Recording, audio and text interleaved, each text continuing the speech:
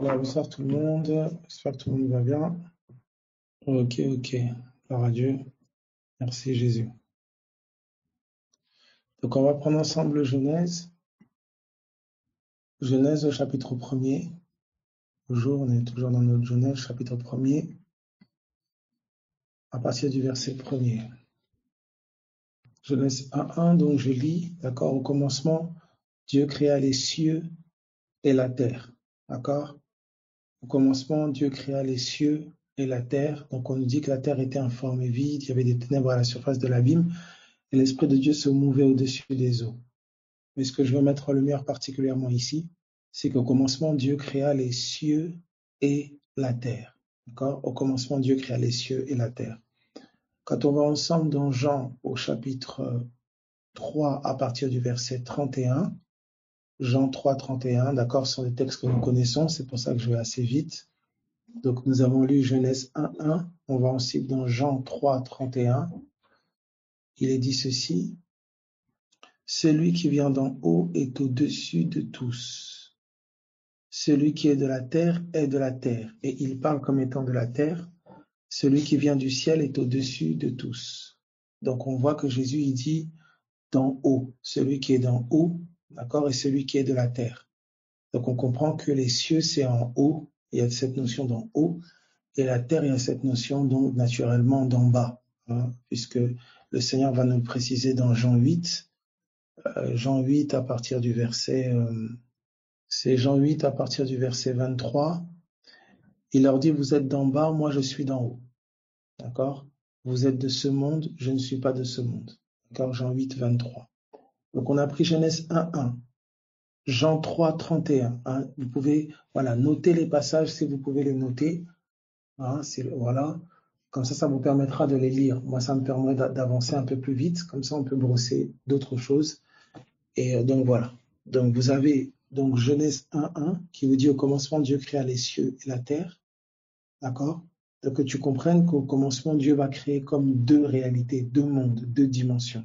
Une dimension d'en haut et une dimension d'en bas. Ensuite, vous avez Jean 3, 31, d'accord? Donc qui nous explique ça en haut, en bas. Jésus dit celui qui vient d'en haut, d'accord? Il est celui qui vient d'en haut, hein? Il vient du ciel. Donc c'est des synonymes, hein? Ciel, haut, voilà. Vous avez Jean 8, 23, Jésus dit, vous êtes d'en bas, moi je suis d'en haut.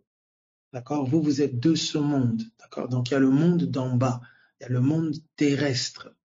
D'accord? Et il y a le monde d'en haut, le monde céleste, le monde spirituel. Quand je parle comme ça, c'est encore très abstrait. C'est abstrait, on comprend pas, c'est un peu moyen. On comprend pas très bien. D'accord? Quand je dis on comprend pas très bien, ça veut dire que mais ciel c'est où? Je dois prendre l'avion? Ça veut dire quoi en haut? C'est pour ça que je vais aller dans un autre synonyme avec vous. D'accord? Je vais aller dans un autre synonyme avec vous que vous allez retrouver dans. Je vais d'abord prendre donc pour illustrer. Tac. Je vais prendre avec vous 1 Corinthiens 15, à partir du verset 46, je pense. 1 Corinthiens 15 au verset 47. Voilà. Donc je lis. Le premier homme tiré de la terre est terrestre. Le second homme est du ciel. D'accord? Donc il y a un homme terrestre. Il y a un homme céleste. D'accord? Il y a un homme terrestre. Il y a un homme céleste. Ok? Voilà. Et on vous précise au verset 46, d'accord, que le premier homme, il est devenu une âme vivante. Que le dernier homme est devenu un esprit vivifiant. D'accord? Il vous dit au verset 46, mais ce qui est spirituel n'est pas le premier. C'est ce qui est naturel, animal. Ce qui est spirituel vient après. Donc, on vous explique ici qu'il y a le spirituel, il y a le naturel. D'accord? Il y a le spirituel, il y a le naturel. Donc, on voit encore un autre synonyme ici. C'est spirituel et naturel. Terrestre, donc naturel, céleste, spirituel. D'accord? Ça va pour tout le monde. Donc, ciel, terre, en haut, en bas, spirituel, naturel. D'accord? Donc, quand tu lis naturel, tu lis terrestre. Quand tu lis terrestre, tu lis charnel. Tout ça, c'est des synonymes. Quand tu lis spirituel, tu lis ciel. Quand tu lis ciel, tu lis en haut. Voilà, donc grâce à ces versets-là, il y en a beaucoup d'autres, bien sûr. Genèse 1:1, Jean 3:31, Jean 6, Jean 8, 23, 1 Corinthiens 15:47, on peut clairement voir les deux dimensions. Maintenant, il y en a une que je veux particulièrement toucher dans ces deux dimensions-là. Il y a une approche que je vais avoir, c'est celle, je prendrai avec vous 2 Corinthiens au chapitre 2 Corinthiens au chapitre 4, à partir du verset 16. 2 Corinthiens 4:16. 2 Corinthiens 4:16. Ça va? Donc vous avez les références. Je redonne Genèse 1:1. On a vu ensemble, au commencement, Dieu créa les cieux et la terre. Ensuite, Jean 3:31, où on voit que Jésus dit qu'il vient d'en haut, d'accord? Et que nous sommes d'en bas. Donc avant, nous étions d'en bas, maintenant nous sommes d'en haut. Ici, d'un instant, nous sommes nés de nouveau. Alors, on va toucher à ça. Donc Jean 3:31. Ensuite, Jean 8:23, Jésus dit clairement, vous êtes d'en bas, moi je suis d'en haut. Vous êtes de ce monde, moi je suis donc d'un autre monde. Donc clairement, Jésus nous enseigne, d'accord, donc dans l'enseignement du Messie, dans l'enseignement de notre Maître Jésus, il nous est enseigné et révélé qu'il y a une dimension d'en haut, il y a une dimension céleste et il y a une dimension terrestre. D'accord? Il y a un monde d'en haut, il y a un monde d'en bas. Ça, c'est l'enseignement de notre Seigneur Jésus-Christ. Donc, regardez la suite.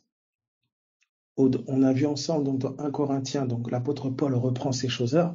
Dans 1 Corinthiens 15, l'apôtre Paul nous parle donc d'un homme d'en bas et d'un homme d'en haut, l'homme terrestre et l'homme céleste. Et dans 2 Corinthiens 4, verset 16, Paul aussi nous parle encore de ces deux hommes avec un autre synonyme. Paul va nous dire, c'est pourquoi nous ne perdons pas courage. Et lors même que notre homme extérieur se détruit, notre homme intérieur se renouvelle. Donc l'apôtre Paul va nous parler, il ne va pas nous dire homme terrestre et homme céleste maintenant ici dans 2 Corinthiens 4, mais il va nous dire homme intérieur et homme extérieur. Donc on comprend ici que le spirituel est associé à l'intérieur et que le naturel est associé à l'extérieur. Est-ce que tout le monde voit ça? Est-ce que ça va pour tout le monde? Voilà. Donc on comprend quelque chose ici. Et pour moi vraiment, et on va approfondir encore aujourd'hui, pour moi, cette compréhension-là, elle est absolument fondamentale pour le quotidien. Beaucoup ont du mal à avoir une perception claire du spirituel. Oui, le ciel, Abel, le ciel, le spirituel, de manière très pragmatique, c'est la dimension intérieure. C'est la dimension intérieure. Donc, on va prendre bien sûr des synonymes intéressants. On peut prendre par exemple dans Matthieu chapitre 6, le Notre Père que vous connaissez très bien. Hein, voilà, très utilisé par nos cousins catholiques. Matthieu chapitre 6 à partir du verset 9. Matthieu 6, 9. Matthieu 6, 9. Donc là, je suis en train de faire la correspondance entre cieux, le ciel, et l'intérieur. D'accord? Donc ici, on nous dit, voici donc comment vous devez prier, notre Père qui est aux cieux, que ton nom soit sanctifié. Notre Père qui est aux cieux. Mais quand vous regardez juste un peu plus haut, il dit, verset 5, d'accord? Verset 5, Matthieu 6, 5, Matthieu 6, 5, lorsque vous priez, ne soyez pas comme les hypocrites, qui aiment à prier debout dans les synagogues et au coin des rues, pour être vus des hommes. Je vous le dis en vérité, ils reçoivent la récompense. Mais quand tu pries, entre dans ta chambre, ferme la porte. Entre dans ta chambre, ferme la porte et regardez ce qui est dit. et prie ton Père qui est là dans le lieu secret, et ton Père qui voit dans le secret te le rendra. Il dit, et prie ton Père qui est là dans le lieu secret. Prie ton Père qui est là dans le lieu secret. D'accord? Donc, bien sûr, quand on dit, quand tu pries, entre dans ta chambre et ferme la porte, la chambre là, c'est l'image, bien sûr, du cœur, d'accord? De l'intérieur, du secret, du lieu secret, de l'intérieur. Sinon, Jésus ne prierait pas à la montagne, puisque Jésus allait prier à la montagne, d'accord? Et bien sûr, les SDF, ceux qui n'ont pas de maison, ne pourraient pas prier, puisqu'ils n'ont pas de chambre. Donc, quand il fait référence ici à entre dans ta chambre, il veut dire entre dans ta dimension intérieure. C'est-à-dire, en fait, on prie depuis le cœur, depuis le cœur. La prière doit venir de ton cœur. Et ici, donc, vous allez voir qu'il dit, et ton Père qui est là, dans le lieu secret. Ton Père est là où? D'accord? Ton Père est là où? Il est là dans le lieu secret. Où? Donc, dans ton cœur. Et regardez juste après, donc là, voici comment vous devez prier, notre Père qui est aux cieux. Donc il dit notre Père qui est aux cieux, mais il dit ton Père qui est là dans le lieu secret.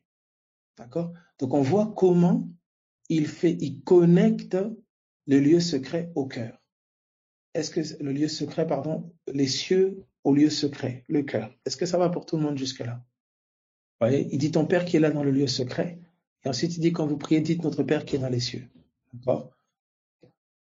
D'accord? Donc, c'est encore synonyme ici. Donc, céleste, dimension céleste, d'accord? C'est dimension intérieure.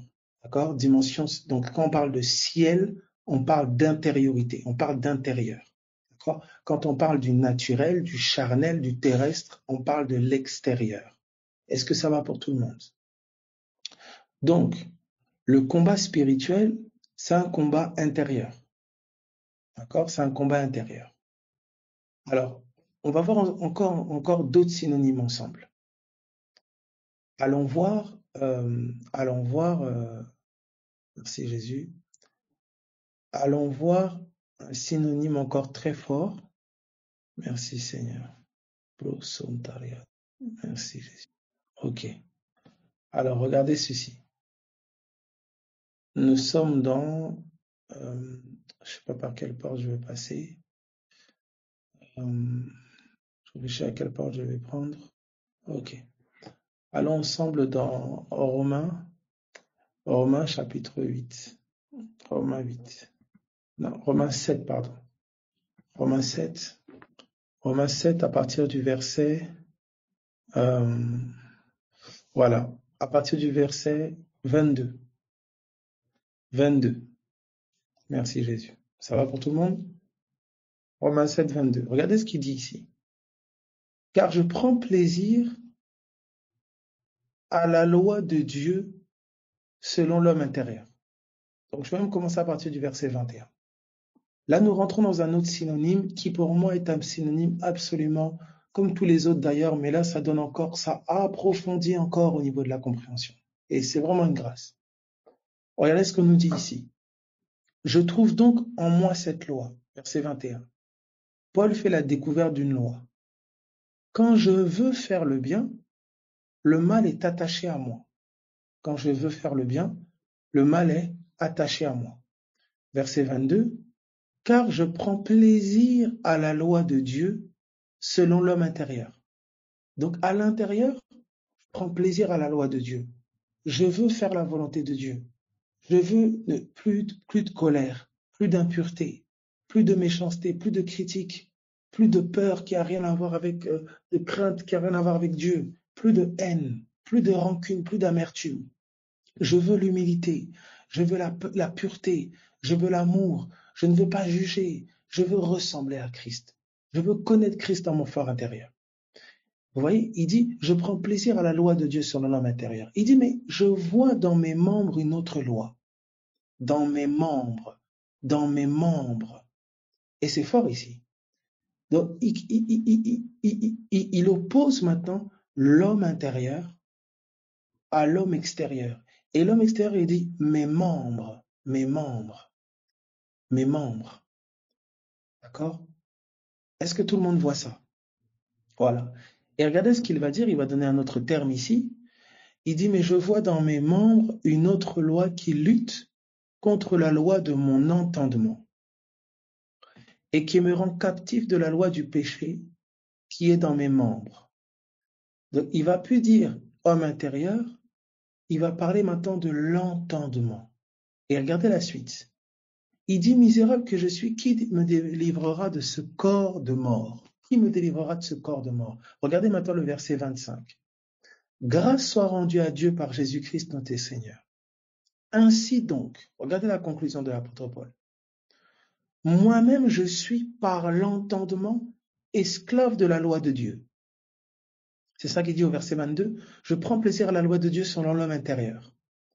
Donc là, il n'emploie pas l'homme intérieur, il emploie l'entendement. L'entendement. C'est très important ça ici, ce que nous voyons ici. L'entendement. D'accord? L'entendement. Ce que je comprends. L'entendement. Il dit, ainsi donc moi-même je suis par l'entendement. D'accord? Donc c'est intéressant ici de jeter un œil aussi dans les Strongs pour entendement. Voilà, naos qui est traduit, voilà, par pensée, intelligence, esprit, d'accord, faculté de perception, de compréhension, d'accord, faculté de perception, de compréhension, esprit, entendement, pensée, d'accord. Donc il dit, en gros, il est en train de dire ici, il dit, je suis par mes pensées, je suis par mon entendement, je suis par ma perception esclave de la loi de Dieu. Parce que j'ai la compréhension que la loi de Dieu est bonne. J'aspire à accomplir la loi de Dieu. Mais il va découvrir quelque chose. Il dit, et je suis par la chair esclave de la loi du péché.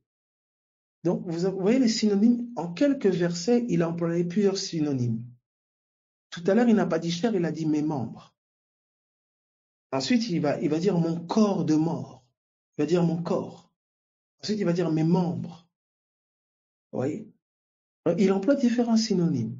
Donc, je comprends qu'il y a l'intérieur, ma compréhension, ma perception, ma pensée, et il y a l'extérieur, mes membres, mon corps.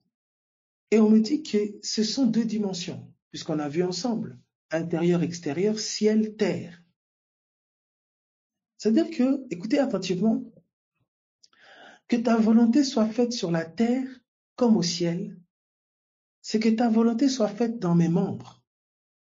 Écoutez bien, que ta volonté soit faite dans mes membres, que ta volonté soit faite dans mon corps, comme elle est faite à l'intérieur, comme elle est faite dans mon entendement, comme elle est faite dans ma compréhension. Est-ce qu'on peut évoluer? Est-ce que ça va? Voilà. Ça veut dire que quand l'Esprit de Dieu commence à ouvrir ta compréhension, commence à ouvrir ton entendement, c'est le début du processus de transformation. Romains chapitre 12, à partir du verset 2. Romains 12, 2. Romains 12, 2. Romains 12, 2. Romains 12, 2, donc je lis. Ne vous conformez pas au siècle présent, mais soyez transformés par le renouvellement de l'entendement. Ici, ils emploient le terme intelligence. C'est exactement le même mot. Nous, qui est traduit par entendement dans Romains, par exemple. Romains 8, 7, qu'on a lu tout à l'heure. Donc, soyez transformés par le renouvellement de l'entendement. Quand ton entendement est renouvelé, quand ton intelligence est renouvelée, il y a une transformation qui s'opère. Il y a une véritable transformation. Et là, ça devient très intéressant parce qu'il y a un synonyme qui s'ajoute. C'est ciel, entendement. Et terre, membre, corps. Est-ce que quelqu'un capte ça? Est-ce que ça va pour tout le monde? Donc, en fait, il y a... Ça va? Donc, vous voyez qu'il y a quelque chose de très fort. Il y a une connexion. Vous voyez, corps, membre, les actions du corps, d'accord? Le corps, les membres, d'accord? Donc, il y a cette réalité de la dimension intérieure, ce que je sais, l'entendement, ma compréhension. C'est pour ça qu'on parle de révélation. La révélation permet à ton entendement de s'ouvrir. Quand quelqu'un a une révélation, son entendement s'ouvre, ses yeux s'ouvrent, son intelligence est illuminée. Vous voyez? C'est vrai, deux personnes sont en communion quand elles ont le même entendement. C'est-à-dire qu'il y a le même regard. Vous voyez? C'est une révélation commune qui établit la communion. Vous voyez? Alors, lorsque, donc entendement, vous avez vu ici, intérieur. Extérieur, on a vu membre, corps. Donc c'est intéressant maintenant quand je lis que ta volonté soit faite sur la terre comme au ciel. C'est-à-dire que ta volonté soit faite à l'extérieur comme elle est faite à l'intérieur. C'est-à-dire comme elle est faite dans mon cœur. Et là, ça devient très intéressant parce que nous retrouvons cet enseignement-là dans la bouche du Maître. Que ta volonté soit faite à l'extérieur comme à l'intérieur. Souvenez-vous de l'exemple de la montagne dans Marc chapitre 11. Marc chapitre 11.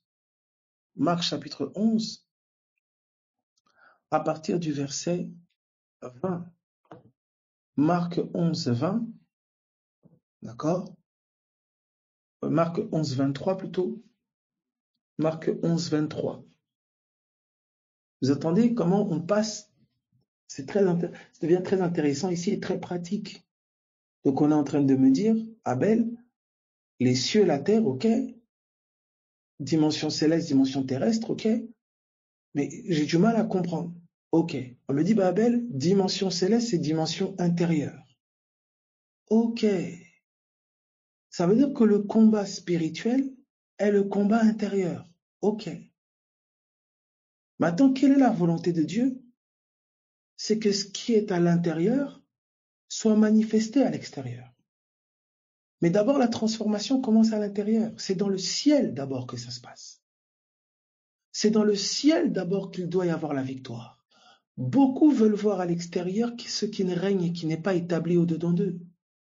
Je souhaite que vous prospérez à tous égards, comme prospère l'état de votre âme. Comme vous prospérez au-dedans, il y a une prospérité intérieure. Et c'est la foi dans la parole de Dieu. Un cœur qui se confie pleinement de ce que Dieu a dit. C'est un cœur riche. Le cœur de foi est un cœur riche. Alors regardez ici, nous sommes dans Marc chapitre 11. Alors, c'est intéressant ce que quelqu'un dit ici. Ça voudrait dire que le paradis est sur terre ou pourrait l'être. Absolument pas. Absolument pas. Oui, ça c'est là on touche à la conception d'intérieur. Parce que dans votre notion encore, dans votre notion, vous pensez intérieur encore comme si intérieur sur terre. Alors que pas du tout. On va voir ensemble. Alors regardez. Nous sommes dans Marc chapitre 11 à partir du verset 23. Je lis Marc 11, 23. Je vous le dis en vérité. Si quelqu'un dit à cette montagne, ôte-toi de là et jette-toi dans la mer. S'il ne doute point en son cœur, mais croit que ce qu'il dit arrive, où dans son cœur. Il n'a pas dit, croit que ce qu'il dit va arriver. Il dit, s'il ne doute point en son cœur, mais croit que ce qu'il dit arrive. Donc c'est en train de se faire. Il le verra. Il le verra s'accomplir. Futur. Ça veut dire que c'est déjà en train de s'accomplir dans son cœur, pour ensuite apparaître devant ses yeux. Autrement dit, il y a une montagne qui est à l'intérieur. Et il y a une montagne qui est à l'extérieur. Exactement. Quelqu'un dit ici, si une majorité laissait le Christ paraître à l'extérieur de lui par une vraie transformation intérieure, ce serait un peu plus un avant-goût du paradis, oui, je pense. Exactement. Alors je reprends ici. Dans Marc chapitre 11, à partir du verset 23, écoutez bien la phrase de Jésus. Je vous le dis en vérité. Si quelqu'un dit à cette montagne, donc quand il parle de montagne ici, ça peut être une vraie montagne, ça peut être un obstacle, un problème, une situation, quelle que soit la chose. C'est une chose, c'est une montagne. Il dit, si quelqu'un dit à cette montagne, ôte-toi de là et jette-toi dans la mer. Donc il donne un ordre. Écoutez bien. S'il ne doute pas dans son cœur, on n'a pas dit, vous entendez, s'il ne doute pas dans son cœur, mais croit que ce qu'il dit arrive, il le verra. Il n'a pas dit s'il croit que ce qu'il dit arrivera. Non. Il dit croit que ce qu'il dit arrive. Alors il le verra. S'il croit que ce qu'il dit arrive, alors il le verra. Il croit que ce qu'il dit arrive où? Où est-ce que ça arrive? C'est au-dedans. S'il croit que ce qu'il dit en fait est fait, arrive où? Dans son cœur. C'est ça qu'il dit, s'il ne doute pas dans son cœur, mais croit que ce qu'il dit arrive. C'est d'abord dans son cœur que la montagne doit bouger. Alors il le verra. Donc c'est-à-dire qu'il y a une montagne qui doit bouger à l'intérieur pour que celle qui est à l'extérieur puisse bouger. Est-ce que tout le monde est en train de voir ça? Est-ce que ça va pour tout le monde? Vous comprenez ça ici? Alors, Jésus nous a amené très loin dans cet enseignement. C'est l'enseignement du Maître. Il dira, celui qui regarde une femme pour la convoiter, il a déjà commis l'adultère avec elle dans son cœur. Donc en fait, le Maître nous a communiqué l'enseignement du céleste. En fait, l'enseignement de l'homme intérieur. Celui que Pierre appelle l'homme du cœur. Alors, est-ce que ça va jusque-là pour tout le monde? Je vais te montrer maintenant. Alors, quelqu'un dit, tu peux le dire sans conviction, donc sans effet. On va voir ça, C'est pas, vous allez vraiment voir que tout part du cœur. Tout part du cœur, mes amis. On va vraiment voir, et quand on va voir ensemble, quand on dit tout part du cœur, dans quelle pensée c'est dit. D'accord? Alors, regardez. On va prendre ensemble une histoire, d'accord, de l'Ancien Testament, et nous allons voir avec l'apôtre Paul une révélation par rapport à cela. Est-ce que ça va jusque-là pour tout le monde? On va passer par plus simple encore. Prenons ensemble le Proverbe chapitre 27. Proverbe 27, à partir du verset 19, je pense. On a déjà eu à y toucher. Proverbe 27, 19. Proverbe 27, 19. Est-ce que c'est bon pour tout le monde? Proverbe 27, 19. Est-ce que ça va? Ok. Alors écoutez ceci. Comme dans l'eau, le visage répond au visage. Donc on a visage répond au visage. Donc on a visage ici. D'accord? Ceci, on a visage. Le visage répond au visage. D'accord? Donc, quand tu regardes dans le miroir, d'accord, si tu souris, le visage dans le miroir va sourire. D'accord? Si tu pleures, le visage dans le miroir va pleurer. Voilà, après, à moins que tu sois dans un film et que voilà, ton visage fait autre chose dans le miroir, là maintenant c'est autre chose, là nous avons besoin de prier. Mais, voilà, le visage répond au visage. Et là, pourquoi on dit l'eau? Parce que bon, ici il dit, de la même manière, comme dans l'eau, le visage répond au visage, tu vois qu'avec l'eau, il y a un effet miroir quand tu te regardes dans l'eau. D'accord? Et c'est intéressant parce que l'eau aussi, ici, peut être merveilleusement l'eau de la parole, bien sûr. Donc, on te dit, quand tu regardes dans l'eau, le visage répond au visage. Il y a le reflet de ton visage. Tu te vois dans l'eau. Eh bien, il va vous dire, ainsi, le cœur de l'homme répond au cœur de l'homme. Donc, on voit ici que le visage est comparé au cœur. Est-ce que ça va jusque-là pour tout le monde? Ça veut dire l'homme extérieur a un visage. On te dit aussi maintenant que l'homme intérieur a aussi un visage. Le visage de l'homme intérieur, c'est son cœur. Oh, merci Jésus. Donc, quand vous voyez dans la Bible qu'il est dit beau de visage, sur le plan terrestre, oui, c'est beau les traits du visage extérieur. Mais sur le plan céleste, c'est la beauté du cœur. Écoute-moi très bien. Tu peux être très beau physiquement, tu te maquilles, tu fais tes soins de visage, tu te rases, tout ça, tout ce que tu es, et tu es moche intérieurement. Un visage laid à l'intérieur. Comme tu peux être à l'extérieur, pas très, voilà, tout ce que tu veux, mais à l'intérieur, tu as un beau visage. Et les démons voient les beaux visages rayonnants de lumière. Et ainsi que les anges, et le monde des esprits. Donc, veille à mettre le véritable fond de teint, hein, toi qui es amateur, ça, voilà, j'espère que voilà, tu n'es pas amateur exagéré. Hein, on a dit maquillage, on n'a pas dit masque, parce que voilà, voilà. Et puis toi aussi, mon frère, la barbe, les cheveux, tout le, je sais pas moi, ou la calvitie, bref, dans tous les cas, veille sur ton visage intérieur, ton vrai visage. Regardez l'énergie qui est mise dans cette société pour l'esthétique, que ce soit masculine, féminine. Oh, je prie qu'il y ait l'esthétique d'en haut. Alors, vous voyez ici ce parallèle entre le visage naturel et le visage spirituel. On te dit en fait le visage spirituel, c'est le cœur. Et là, ça va être très intéressant. Pourquoi? Parce que quand on va te dire, d'accord? Quand on va te dire justement, face à face, ça veut dire cœur à cœur. Voir la face de Dieu, c'est voir son cœur.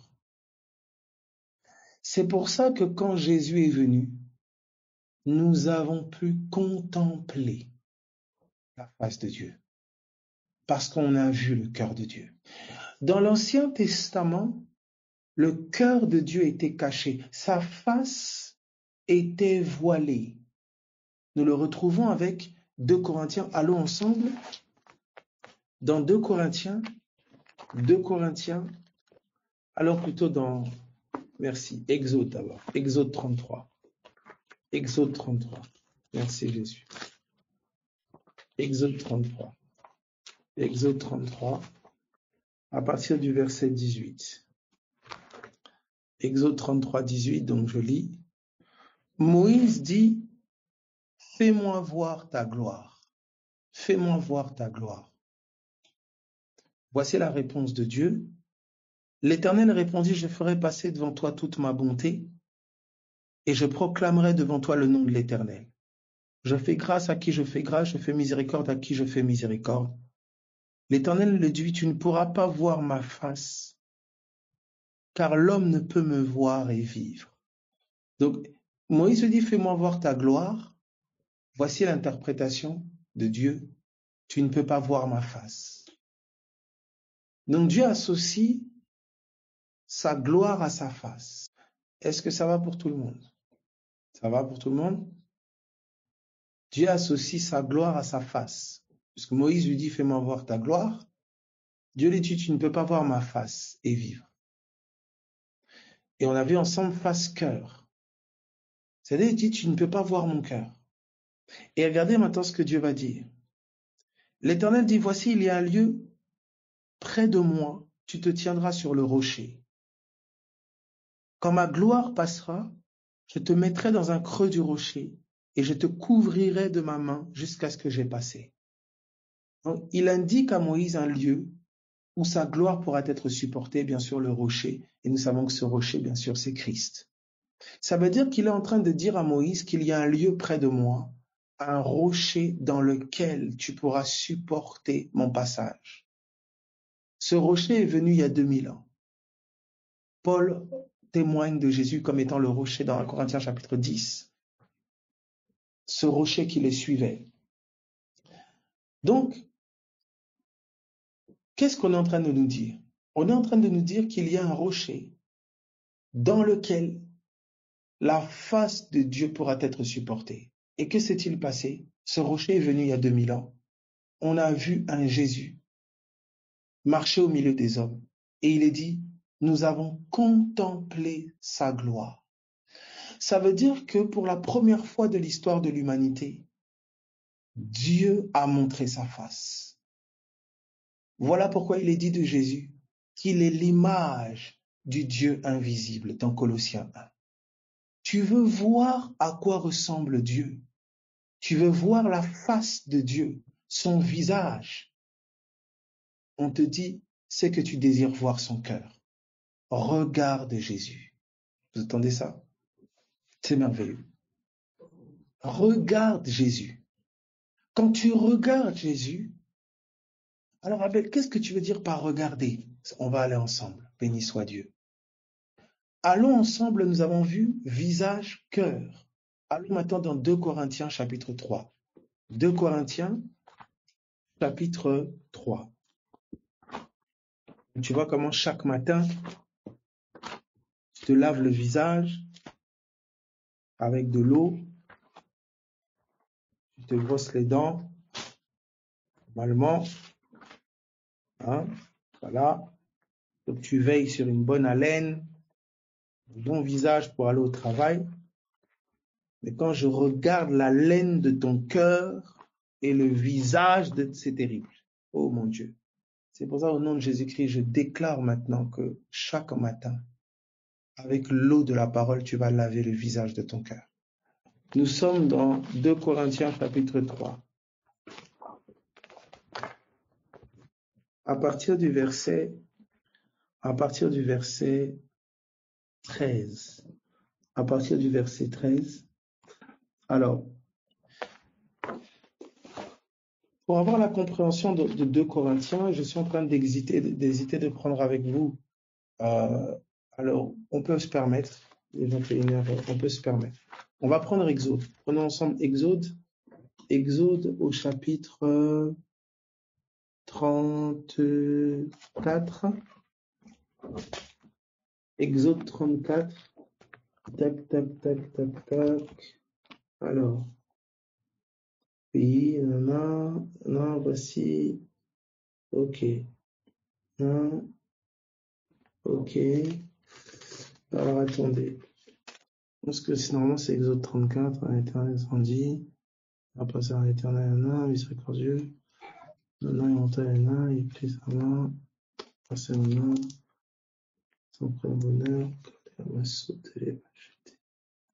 Où es-tu? Attendez, je cherche. Voilà.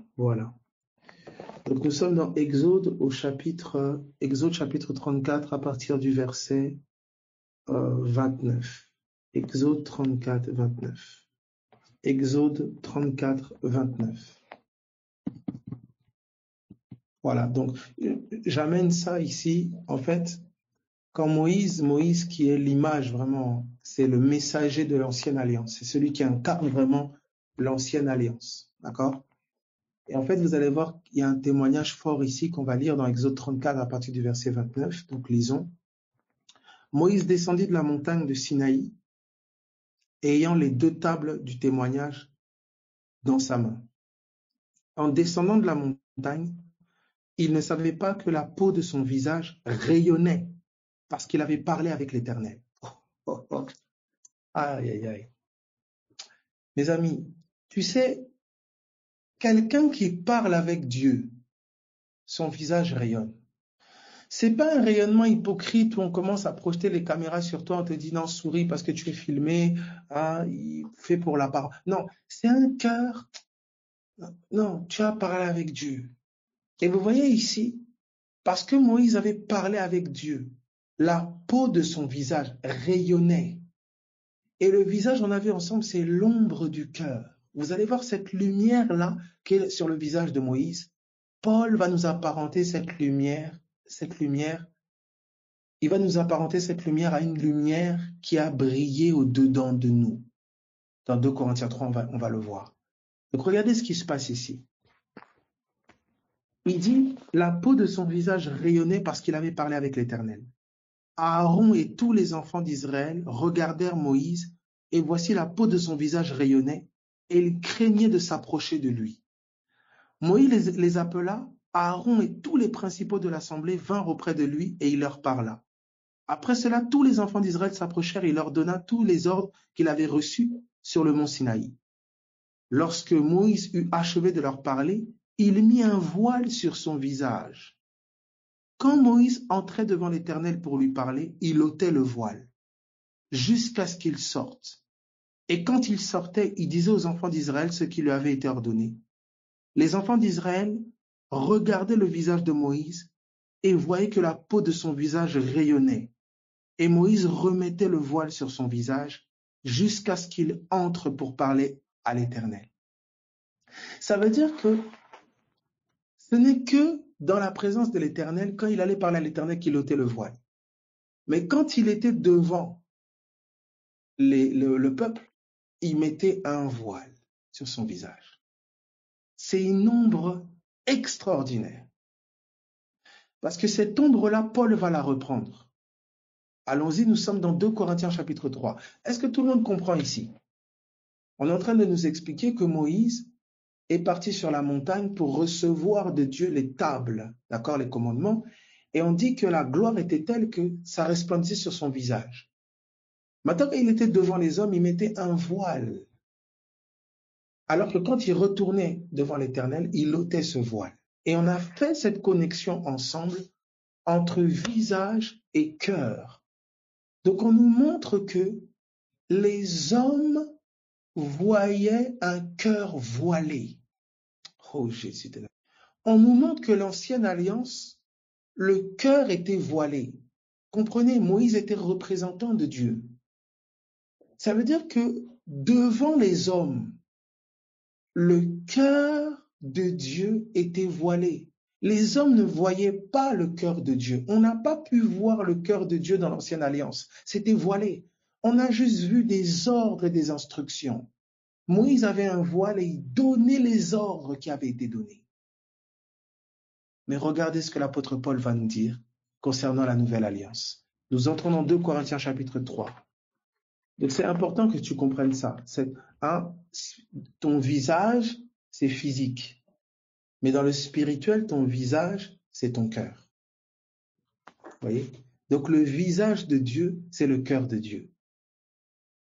Et Jésus est le visage de Dieu. Vous comprenez maintenant pourquoi? Quand il dit, mais Philippe dit, mais montre-nous le Père, il dit, mais celui qui m'a vu a vu le Père. Je suis l'image, Philippe. Alors avec quels yeux je regarde le visage? Avec quels yeux? Les yeux de mon entendement, les yeux de ma compréhension. Regardez, nous sommes dans 2 Corinthiens. 2 Corinthiens. 2 Corinthiens. 2 Corinthiens au chapitre 2 Corinthiens chapitre 3 à partir du verset à partir du verset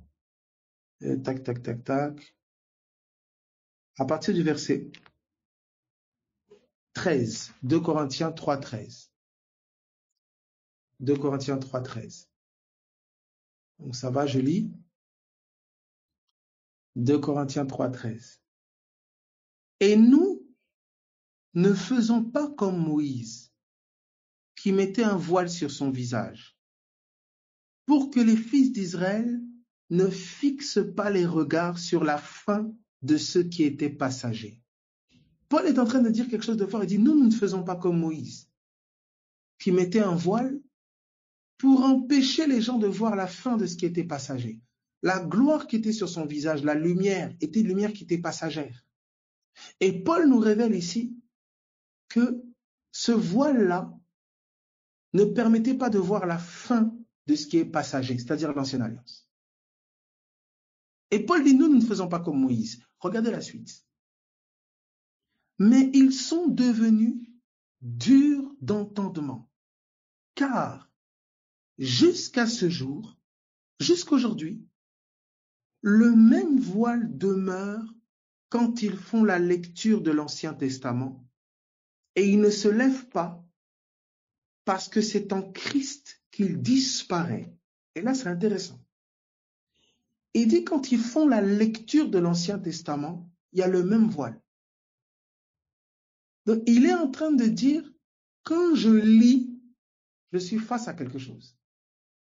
Je dirais plutôt, je suis face à quelqu'un. Oh, je t'en supplie, lis. Et il dit, quand ils font la lecture de l'Ancien Testament, il y a un voile. Ce voile, il est sur quoi? Regardez ce qu'on nous dit. Jusqu'à ce jour, quand on lit Moïse, un voile est jeté sur leur cœur. Vous voyez, visage, cœur? Il dit, quand on lit Moïse, un voile est jeté sur leur cœur. Et regardez la suite. Mais lorsque les cœurs se convertissent au Seigneur, se tournent vers le Seigneur, le voile est ôté. Vous vous souvenez que quand Moïse se tournait vers l'Éternel, il levait le voile. Ça veut dire, mais ce voile-là, Abel, il est sur quoi? Écoutez ce qu'il dit. Ils sont devenus durs d'entendement. Le voile est sur l'entendement, la compréhension. Donc un autre synonyme ici à cœur, c'est l'entendement. Donc le voile sur le visage, c'est un voile sur la compréhension. C'est un voile sur l'entendement. C'est pour ça que le terme apocalypsis, c'est-à-dire révélation en français, qui a donné le mot apocalypse, mais qui veut dire, c'est apocalypsis, qui veut tout simplement dire en grec révélation. Eh bien, le terme grec, c'est action d'ôter le voile. Action d'ôter le voile. C'est intéressant, quelqu'un dit converti depuis des années, le voile n'est pas parti. Oh non. Le voile est parti à une mesure puisque tu t'es converti, tu as accepté Jésus. Il y a des degrés de dévoilement. Tu as un certain degré de dévoilement. Tu as peut-être resté à un degré bas. Mais avant, tu ne croyais pas en Jésus. Aujourd'hui, tu crois en Jésus. Donc, quelque part, il y a eu un dévoilement partiel. Mais tu dois grandir dans le dévoilement. Est-ce que quelqu'un comprend cela? Donc, vous voyez ici, ça devient intéressant. Donc, on est en train de m'expliquer, Abel, tu veux dire que l'homme intérieur, c'est l'homme donc de l'entendement. Ce que je comprends. Oui, oui. L'intelligence, c'est des yeux. Oui. Donc, regarder, voir, en fait, c'est comprendre. Oui. Ah. Donc, quand je ne comprends pas, ça veut dire que je ne vois pas. Oui. Donc, tu veux dire que plus je vois, plus je suis transformé. Oui. Parce qu'on te dit, sois transformé par le renouvellement de l'intelligence. Comment je peux voir? On doit t'ouvrir les yeux. C'est un don, c'est une grâce. Voilà pourquoi tu prends le temps de prier, de lire, de méditer, d'écouter des enseignements, pour que ton entendement s'ouvre, pour que le dévoilement soit plus grand. Regardez ce qu'on va nous dire à partir du verset, c'est merveilleux, à partir du verset 17. On nous dit au verset 16, mais lorsque le cœur se convertisse au Seigneur, le voile est ôté. Or, le Seigneur, c'est l'Esprit. Et là où est l'Esprit du Seigneur, là est la liberté. Nous tous, dont le visage découvert reflète la gloire du Seigneur, nous sommes transformés en la même image, de gloire en gloire, par l'Esprit du Seigneur. Ça veut dire, nous tous le visage découvert, ça veut dire un cœur sans voile. Ça veut dire une compréhension claire. Il dit, nous sommes transformés à la même image. Donc, un visage sans voile, c'est un cœur qui comprend. Ce sont des yeux qui voient. C'est comme ça qu'il va dire au verset 3 de 2 Corinthiens chapitre 4. Regardez ce qu'il va dire.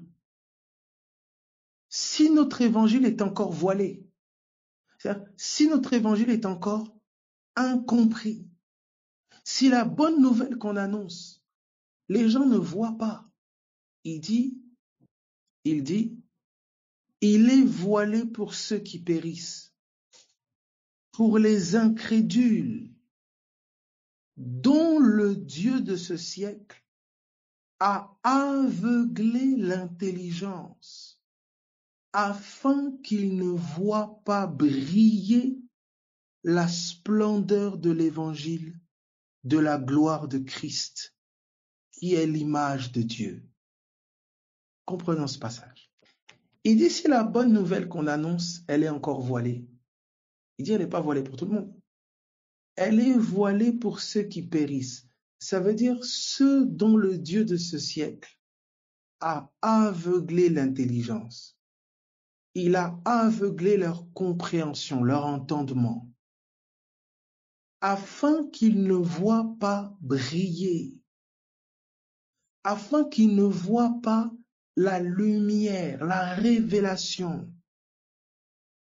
que comporte l'Évangile. Vous comprenez? Ça veut dire que voir la lumière, c'est comprendre. Et il y a différents niveaux de compréhension. Plus profondément tu comprends, plus profondément tu es transformé. Abel, d'où vient cette compréhension? C'est pas le niveau le plus inférieur de compréhension, c'est la compréhension intellectuelle, la compréhension des sens, ce que tes 5 sens te font comprendre. C'est le niveau le plus bas de compréhension. La compréhension intellectuelle, scientifique, là, c'est le niveau le plus bas. C'est la compréhension qui est basée sur le constat, sur les sens. C'est la compréhension animale, charnelle. C'est cette compréhension-là qui s'est ouverte quand Adam et Ève ont mangé du fruit de l'arbre de la connaissance du bien et du mal. Leurs yeux se sont ouverts sur l'homme extérieur. Et il y a d'autres yeux. Il y a une autre intelligence. L'apôtre Paul vous parle de cette intelligence. Il dit, vous pouvez vous faire une idée de l'intelligence que j'ai du mystère de Christ. Il y a d'autres yeux. Il y a une autre compréhension. Il y a une autre sagesse. Il y a un autre entendement qui n'est pas l'entendement des choses d'en bas, mais celle d'en haut. Et ces yeux-là nous permettent de contempler, de voir Jésus. Littéralement, de comprendre Jésus. Qui nous donne la compréhension? Comment ça se passe, Abel? Luc chapitre 24. Luc 24. Luc 24, je terminerai sur 2 passages. Luc 24, à partir du verset 44. Jésus ressuscite, il apparaît à ses disciples, voici ce qu'il leur dit. Puis il leur dit, c'est là ce que je vous disais lorsque j'étais encore avec vous, qu'il fallait que s'accomplisse tout ce qui est écrit de moi dans la loi de Moïse, dans les prophètes et dans les psaumes. Tout ce qui est écrit de moi dans l'Ancien Testament. Il fallait le voir, que c'était écrit de lui. Parce qu'il n'y a aucun passage de l'Ancien Testament qui dit il y a quelqu'un qui s'appelle Jésus qui va venir, Jésus de Nazareth, et il va faire ça. C'est écrit nulle part dans l'Ancien Testament de manière littérale. Ça veut dire qu'il fallait avoir l'intelligence du mystère. Il fallait avoir la révélation pour comprendre que tout l'Ancien Testament parlait de Jésus. Donc regardez ce qu'il va leur faire au verset 45. Alors il leur ouvrit l'intelligence. Alors il leur ouvrit l'esprit. Alors il leur ouvrit l'entendement afin qu'ils comprennent les Écritures. La compréhension des Écritures dépend de l'ouverture de l'entendement. C'est Dieu qui la donne. Tu ne peux pas forcer parce que tu as une école théologique. Tu ne peux pas, mon ami. Vous comprenez? Esprit, là, c'est bien entendement. Le même mot. Donc, Luc 24, 41, on dit, il leur ouvrit l'entendement afin qu'ils comprennent les Écritures. Ça veut dire que sans l'ouverture de l'entendement, tu ne vas pas comprendre les Écritures. C'est pour ça que Jésus va dire aux disciples, je vous ai donné un exemple récemment, les Écritures vous disent que Élie doit venir. Et les scribes disaient qu'Élie devait venir, mais ils n'avaient pas l'entendement ouvert pour comprendre que Élie était venu en la personne de Jean-Baptiste. C'est-à-dire que tu peux lire la Bible, tu ne comprends rien. Tu comprends selon les codes religieux, tu comprends selon la religion, la tradition, les choses qu'on t'a appris à l'école théologique, les choses que tu as lues dans des bouquins, des commentaires bibliques et autres. Mais tu n'as pas l'entendement ouvert par le ciel. C'est pour ça qu'il faut que nous nous attendions au Saint-Esprit pour comprendre. Pas à Google, ni à YouTube, ni à des bibliothèques, je ne sais pas de quoi, non. Jésus leur ouvrit l'entendement. Il leur ouvrit l'esprit afin qu'ils comprennent. Je prendrai 2 passages encore qui illustrent encore, qui nous témoignent, 3 même, qui nous témoignent de cette réalité-là. Qu'il y a un entendement qui t'est donné. Il y a une compréhension qui t'est donnée. Il y a une vue qui t'est rendue par quelqu'un. Si tu veux comprendre les choses de l'esprit, ce n'est pas en faisant du forcing. Il y a un seul chemin, c'est celui de l'humilité, la grâce et la miséricorde de Dieu. Il peut ouvrir ton entendement si ton cœur se dispose et soupire à comprendre. Regardez cela, nous sommes dans Daniel, chapitre 9, à partir du verset 1er. Daniel 9. Je prie pour des cœurs qui cherchent à comprendre. Amen. Nous sommes dans Daniel 9, 9. Daniel 9, pardon, à partir du verset... Daniel 9, à partir du verset 1er. Ouais. Quelqu'un me dit la compréhension vient parce qu'on communie avec un esprit, exactement. C'est un esprit qui donne la compréhension. Nous sommes au verset 1er, Daniel 9, 1. Et quand je dis compréhension, là, ce n'est pas seulement compréhension divine. Hein. Un esprit mauvais peut ouvrir ton entendement à des bêtises. C'est pour ça que quand il y a confusion dans l'entendement, ça peut aller jusqu'à la folie. Vous avez des personnes troublées dans leur entendement. En fait, on leur donne un entendement, on leur donne une compréhension. Et quand cette compréhension est tellement déconnectée du commun des gens, on va dire il est fou, elle est folle. Il commence à avoir des hallucinations, on lui donne un entendement. C'est une révélation, mais d'un démon. Un esprit ouvre ton entendement. Vraiment, il te communique une conviction. C'est comme ça qu'il y a un combat pour renverser les forteresses qui tiennent ton entendement, qui tiennent ta compréhension. Tu es convaincu des choses, c'est démoniaque. Tu es convaincu de choses qui sont fausses, qui n'ont rien à voir avec ce que Jésus a enseigné, qui n'ont rien à voir avec ce que Jésus a dit. Mais tu défends farouchement ces choses-là. On te les a appris depuis petit. Tu as grandi avec ça. Ces choses n'ont rien à voir avec ce que Jésus a enseigné. Et ce sont ces mensonges-là dans ton entendement, dans ta perception des choses, ta compréhension des choses, qui te voilent la compréhension que Dieu veut te donner. Voici ces forteresses, c'est les raisonnements qui tiennent en otage l'entendement des gens. Les traditions, les raisonnements qui tiennent en otage le cœur des gens. Voilà comment la parole de Dieu travaille avec la puissance du Saint-Esprit à renverser les forteresses, libérer les cœurs, libérer les entendements. Nous sommes dans Daniel chapitre 9, à partir du verset, on peut prendre à partir du verset 1er. La première année de Darius, fils d'Asuérus de la race des Mèdes, lequel était devenu roi du royaume des Chaldéens, la première année de son règne, moi Daniel, je vis par les livres qu'il devait s'écouler 70 ans pour les ruines de Jérusalem, d'après le nombre des années dont l'Éternel avait parlé à Jérémie le prophète. Je prenais ça récemment. Daniel vit par les livres. Il y a des choses que tu dois voir par les livres. Mais ce n'est pas parce que tu as vu que tu as compris. C'est pour ça que, écoute bien, il y a des choses qu'on peut te montrer, tu ne comprends rien. Tu fais des rêves, tu ne comprends rien. Tu lis des trucs, tu ne comprends rien. On te montre des choses devant tes yeux, tu ne comprends rien. On te prêche, on te parle, tu ne comprends rien. Des scènes, des événements arrivent devant toi, tu ne comprends rien. Tu ne sais pas lire les temps, les signes, les événements. C'est-à-dire, Dieu parle, mais les hommes n'entendent pas. les hommes ne voient pas? Qui a assisté au conseil de l'Éternel pour voir et entendre la parole? En fait, qui a compris ce que Dieu a dit? Il est en train de dire. Regardez, nous sommes là au verset 3. Je tournais ma face vers le Seigneur. Qu'est-ce que ça veut dire? Je tourne mon cœur vers Dieu. Je tourne mon entendement vers Dieu. Je cherche à comprendre la pensée de Dieu. C'est-à-dire, me tourner vers Dieu, c'est tourner mes pensées vers ses pensées.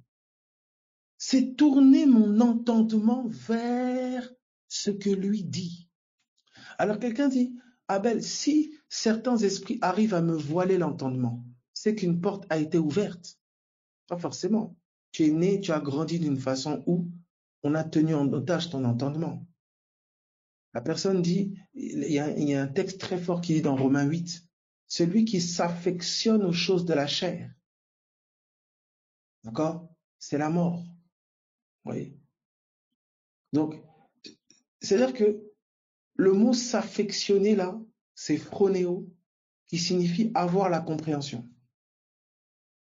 Donc, celui qui a un entendement charnel, on dit c'est la mort.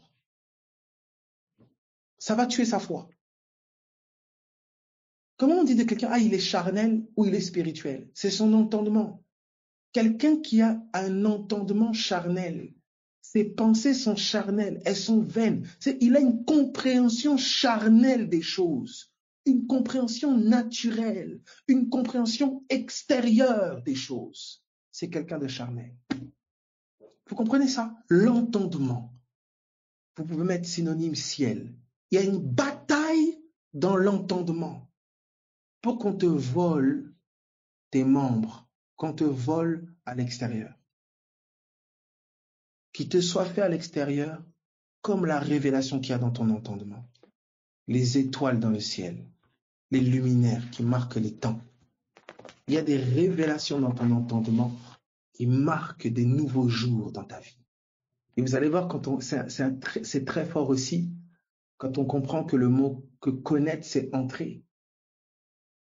Ça veut dire qu'à chaque fois, c'est pour ça qu'il a été dit à Nicodème, que si tu n'es né d'en haut, tu ne peux voir le royaume. Et juste après, il dit, si tu n'es né d'en haut, tu ne peux entrer. Donc, voir, c'est entrer. Ce qu'on te donne de comprendre, c'est ce dans quoi on te fait entrer. Je répète, ce qu'on te donne de comprendre, c'est ce dans quoi on te fait entrer. Ça veut dire dans la dimension spirituelle, la connaissance est un lieu. Exactement. Quelqu'un dit demeurer contempler. Exactement. Ce que nous avons entendu, ce que nous avons vu, ce que nous avons contemplé, ce que nous avons touché. Je retraduis. Ce que nous avons entendu, ce dans quoi nous sommes entrés, ce dans quoi nous avons demeuré et ce que nous avons vécu. Voir, c'est entrer. Contempler, garder à la pensée, ruminer, méditer, c'est contempler. Donc je peux juste voir, on m'a donné une compréhension, tout ça, mais je ne la médite pas, je ne la rumine pas. Je ne nourris pas mon entendement, ma compréhension avec ce que Dieu m'enseigne. J'ai entendu un truc, je ne creuse pas, je n'approfondis pas. On dit, garde ma parole devant tes yeux, rumine, médite dessus, réfléchis, pense, nourris ton entendement par ma parole. Les gens n'ont pas le temps. Alors tu commences à avoir des entendements de quelqu'un du village, un village reculé, complètement en retard, ou je ne sais. Tu commences à avoir des entendements bizarres, des entendements des gens de ton travail, des entendements de... En fait, tu as le même entendement. Et qui dit même entendement dit communion. Vous comprenez très bien. C'est-à-dire, entendement, c'est cœur. Un même cœur, une même pensée. C'est un même entendement, un même regard. Et c'est la parole qui unit nos entendements, qui unit nos cœurs. Ah ben, comment je sais que j'ai le bon entendement? Il y aura le bon fruit. Tu veux me dire, ton entendement est éclairé, tu alimentes la haine, tu cultives les rancunes, les amertumes, les critiques, toujours esclave du regard des gens, de ce que les gens peuvent dire de toi. Ton entendement n'est pas éclairé, ton cœur n'est pas éclairé. Tu as besoin de la parole de Dieu. Tu as besoin que ta compréhension s'ouvre. Quand ton entendement est éclairé par la parole de Christ, c'est-à-dire par l'esprit de Christ, alors le caractère de Christ prend forme en toi. Tu vas regarder là où Christ regarde. Tu vas être soucieux de ce que Christ est soucieux. Tu vas aimer ce que Christ aime. Tu vas être patient là où Christ est patient. Parce qu'en fait, tu as la même compréhension. Son entendement t'est communiqué par son esprit et sa parole. Dieu t'a communiqué son cœur. Nous avons la pensée de Christ. Enfin. Donc, c'est-à-dire que les vraies ténèbres, c'est l'ignorance. Satan peut travailler aisément là où l'homme est ignorant. Ignorant de la victoire de Christ. Ignorant du prix payé à la croix. Ignorant en fait de l'évangile. As-tu compris la croix? Oui, mais j'ai compris, quelqu'un est mort là. Non, demande la révélation, l'entendement de l'œuvre de la croix.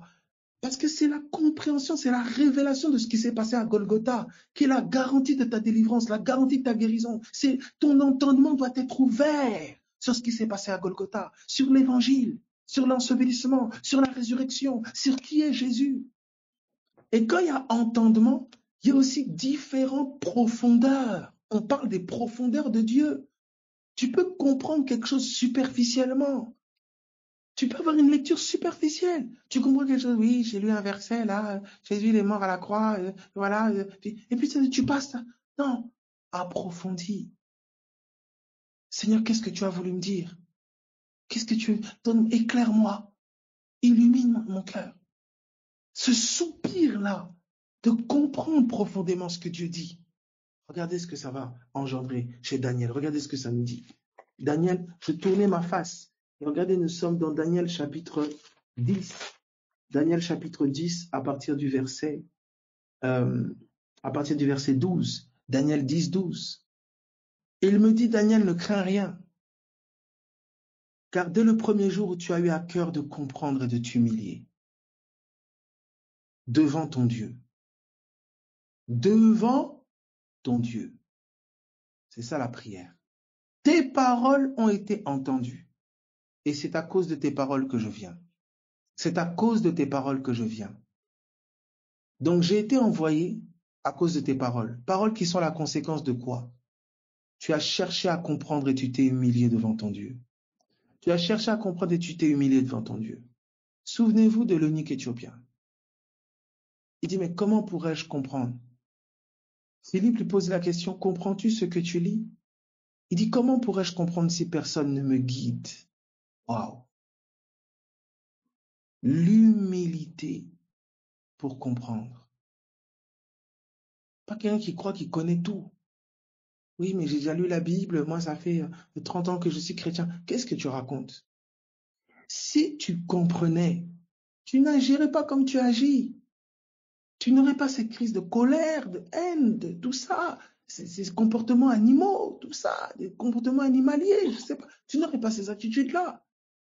Ton comportement témoigne que tu as besoin de comprendre, que tu n'as pas compris. C'est comme ça que Jésus dit, pardonne-leur, ils ne savent pas ce qu'ils font.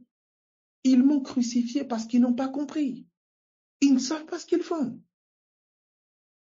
C'est-à-dire leur agissement révèle de leur niveau de révélation. Quelqu'un qui te dit il a tout compris, il bat sa femme. Il a bien compris. Quelqu'un qui te dit moi oui au ministère, on s'en moque de ton ministère, de tes titres, on n'a rien à faire de ça. C'est pas ça le problème. Qu'en est-il de la révélation que l'on a de Christ, la compréhension du mystère de Christ?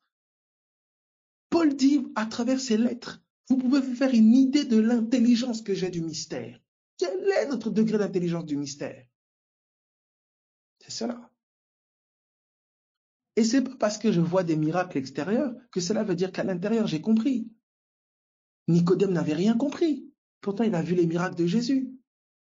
Le premier fruit que la révélation engendre, c'est un fruit intérieur. C'est un changement de mentalité, c'est une transformation du cœur. C'est une transformation de ton entendement. Même si à l'extérieur, il y a encore des défauts, même si encore à l'extérieur, il y a encore des failles, Mais la transformation de ton entendement garantit un changement extérieur. C'est l'intérieur d'abord. Et l'intérieur va se traduire sur tes lèvres. Le langage change. Moi, je suis choqué, mes amis, des fois des conversions, pour ceux qui savent. Voilà, vous savez quand il y a conversion, son langage change. Sur les lèvres, il y a Jésus, il y a la confiance en Dieu. Son langage change. Parce que le cœur, l'entendement est percuté et impacté par Dieu. Est-ce que quelqu'un comprend ce que je dis? Je prie au nom de Jésus que ton entendement soit éclairé. Je prie au nom de Jésus que nos entendements soient éclairés. Que nous puissions contempler et voir briller la lumière de Christ. Vous voyez? C'est pourquoi l'entendement est éclairé de jour en jour. Et là, c'est là que c'est merveilleux. Parce que regardez, on vous dit dès le commencement, Genèse, la terre était informe et vide, il y avait des ténèbres. Que s'est-il passé? Dieu dit que la lumière soit.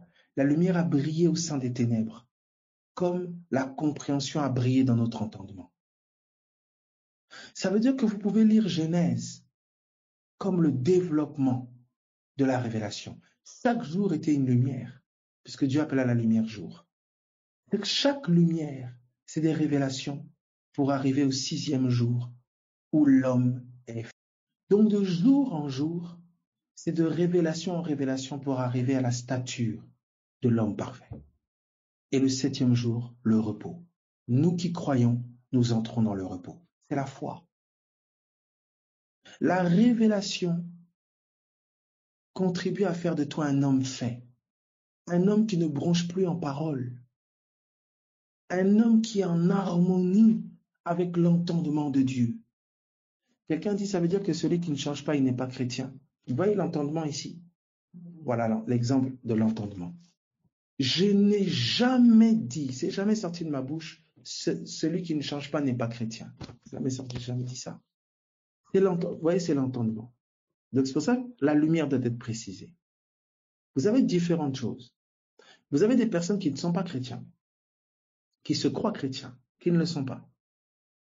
Ils n'ont pas la révélation de Christ vivant, ils ne sont pas chrétiens. Ils sont chrétiens par dogme. Soit ils sont nés parfois dans des familles chrétiennes et ils ont une compréhension des codes religieux. Faut pas faire ça, faut faire ça, faut pas faire ça, faut faire ça, faut pas faire ça. Vous voyez, ils ont une compréhension des codes religieux. Pour eux, le christianisme se réduit à une bonne morale. Donc, je fais du mal à personne, d'après eux, je respecte les commandements, voilà. Et ils ont une compréhension des codes religieux. C'est un entendement de la religion qu'ils ont. Le chrétien a un entendement spirituel. Il a fait l'expérience d'un Jésus vivant. Il a la compréhension que Jésus est vivant, que Jésus est réel, que le monde spirituel est réel. C'est le début de l'ouverture de l'entendement d'un chrétien, d'un vrai chrétien. C'est qu'il comprend que Jésus est vivant. Il y a une illumination quant à ça. Vous voyez? C'est pas une compréhension, j'ai lu dans un livre, oui, Jésus est vivant, il est ressuscité. Oui, non, c'est une compréhension de ce que tu lis là. Tu as la compréhension que Jésus est vivant. Et ça va se traduire dans tes agissements, dans ta mentalité. Vous comprenez? Alors, une personne qui pose la question, c'est-à-dire que si quelqu'un ne change pas, c'est-à-dire qu'il n'est pas chrétien. Non. Tu ne connais pas le cœur des gens. Un vrai chrétien a un cœur changé. Et Dieu est le seul qui connaît les cœurs. Mais généralement, écoute quelqu'un parler. Tu sauras si c'est un chrétien. Écoute, quand tu es né de Dieu, tu sais reconnaître un fils, généralement une fille de Dieu. Tu sais reconnaître quelqu'un. C'est comme... Voilà, merci Jésus. C'est comme quelqu'un qui te dit, j'ai grandi, je suis né et j'ai grandi en Angleterre. J'ai fait 30 ans en Angleterre. Tu arrives, tu voulais commencer à parler anglais, il bégaye. C'est bizarre. Mais quelqu'un qui va parler de manière fluide l'anglais, tu sais que soit il a appris l'anglais à une certaine mesure. C'est un anglophone à une certaine mesure. Le langage de quelqu'un. C'est Jésus dit, pourquoi ne comprenez-vous pas? Pourquoi votre entendement ne saisit pas mon langage? Il y a le langage des hommes et des femmes d'en haut. Voilà. Voilà. Quelqu'un dit, parfois ça peut être un peu long, cela ne veut pas dire que les racines ne poussent pas. L'œil humain ne voit pas les racines, Dieu voit. Le fruit est en train de maturer. Désirer dans ton cœur à renoncer à telle et telle chose. Entre dans la communion avec Christ, confie-toi en lui. Amen. Amen. Oui. Alors, Abel, quelle posture je dois prendre? Cherche à comprendre. Cherche à comprendre les choses de l'esprit. Tourne-toi vers Dieu. Cherche à comprendre la parole de Dieu. Cherche à comprendre les choses de l'esprit. Abel, qu'est-ce que tu veux dire quand je dis choses de l'esprit, parole de Dieu? C'est vaste. Regarde, il y a beaucoup de livres dans la Bible. Cherche à comprendre Jésus. Voilà. Cherche à comprendre Jésus. À comprendre ce qu'il dit. À comprendre ce qu'il a fait. Cherche à comprendre. C'est tout. Cherche à comprendre ce que Jésus te dit. Son message. L'œuvre qu'il a accomplie. Cherche à comprendre profondément cela. Conseil très pragmatique. Ne vis plus en métro, boulot, dodo, tu t'empiffres, tout ça. Non. Cherche à comprendre maintenant les profondeurs de ton maître, de Jésus de Nazareth. Et dès l'instant où tu vas rentrer dans cette démarche sincère de cœur, à chercher à comprendre, en fait, ce Jésus, ces paroles, c'est automatiquement, tu es face à face avec quelqu'un, Dieu lui-même. Tu es face à l'Esprit de Jésus. Cherchez à comprendre humblement les paroles du Christ. Te mets face à l'Esprit de Christ. C'est cela. Tu vois, quand tu dis à quelqu'un, tu ne comprends pas. En fait, c'est comme si tu dis à la personne, tu ne me vois pas. Alléluia. Et il y a beaucoup de personnes qu'on ne voit pas. On juge aux actions extérieures, on juge au comportement extérieur. Mais Dieu voit tout le monde et Dieu voit tout. C'est pour ça, sois toujours conscient que Dieu comprend profondément ce que tu ressens et vis. Maintenant, il te dit, cherche-toi à me comprendre. Et je t'ai donné mon esprit pour ça. Aspire à cela dans ton cœur. Aspire. Alors la compréhension va parvenir à toi. L'illumination, la révélation va parvenir. Vous comprenez? Alors l'apôtre Paul, je vais terminer sur ça, l'apôtre Paul fait cette prière. Et c'est l'attitude à avoir vraiment. Nous sommes oui voilà, j'ai cité l'exemple de Philippe, hein, le guide, chercher à comprendre, acte des apôtres. Nous sommes maintenant avec l'apôtre Paul dans Éphésiens 1. Éphésiens 1, à partir du verset Éphésiens 1, verset 16. Éphésiens 1, 16. Regardez ce que l'apôtre va dire. Je ne cesse de rendre grâce pour vous. Je fais mention de vous dans mes prières, afin que le Dieu de notre Seigneur Jésus-Christ, le Père de gloire, vous donne un esprit de sagesse et de révélation dans sa connaissance, qu'il illumine les yeux de votre cœur. Donc tu comprends qu'il illumine ton entendement, pour que vous sachiez. Tu comprends? Quand tu comprends, tu sais. C'est pour ça que tu vois que les Écritures sont parsemées de ne savez-vous pas, ne savez-vous pas, ne savez-vous pas. Regardez. Pour que vous sachiez quelle est l'espérance qui s'attache à son appel, quelle est la richesse de la gloire de son héritage qu'il réserve aux saints, et quelle est envers nous qui croyons l'infinie grandeur de sa puissance. Tout ça là, c'est à savoir, c'est à comprendre, c'est à connaître. Il dit comment? Que Dieu vous envoie un esprit de sagesse et de révélation. Un esprit qui va ôter le voile. Et c'est pour ça que tu te tiens dans la prière, dans les supplications. C'est pas pour avoir une nouvelle voiture, une nouvelle moto, une nouvelle maison. Oh Seigneur, donne-moi une femme, donne-moi un mari. Oh Seigneur, donne-moi beaucoup d'argent. Arrête avec la bassesse de cette dimension de prière. Dieu sait que vous en avez besoin. Recherchez premièrement le royaume des cieux et sa justice. Cherchez à comprendre le royaume. Cherchez à comprendre les lois spirituelles. Cherchez à comprendre l'enseignement du Messie, l'enseignement de Jésus-Christ. Cherchez à comprendre l'enseignement de l'apôtre Paul. Cherchez à comprendre l'enseignement des patriarches. cherchez à comprendre le Seigneur. Il vous a donné son esprit afin que vous sondiez les profondeurs de Dieu. Or, nous avons la pensée de Christ. L'homme naturel, il ne comprend pas les choses de l'esprit, c'est une folie pour lui. Mais toi, tu as l'esprit de Dieu. Donc, tu peux maintenant comprendre les choses spirituelles parce que c'est spirituellement qu'on les discerne. Dieu veut te communiquer la compréhension des choses d'en haut. Alors, quelqu'un dit ici, quelqu'un dit, il ne se cache pas totalement le Seigneur, car l'image que j'en ai est comme un enfant qui cherche son papa. Mais papa, il a fait exprès de laisser son... Bon, voilà, c'est des belles, mon ami, c'est une belle image, mais ça n'a rien à voir avec ça. Dieu ne se cache pas. En fait, il faut comprendre que ce qui nous voile Dieu, c'est nos connaissances. Vous comprenez? Dieu est visible, en fait. Quelqu'un qui a les yeux fermés, le soleil, on peut mettre le soleil devant lui, il ne va pas voir le soleil. C'est pas que le soleil se cache, on commence à faire du cache-cache avec le soleil. Vous comprenez? Non. C'est que mes yeux, en fait, ne me permettent pas de voir le soleil. C'est pour ça que, à mesure, en fait, que je renonce à moi, en fait, je renonce à quoi? Mes forteresses. Les circonstances que je vis me donnent d'abandonner mes raisonnements, de renoncer à mes forteresses. Ces forteresses-là qui m'aveuglent sa présence, qui m'empêchent de voir briller la splendeur de la gloire de Christ, qui se dresse contre la connaissance de Christ.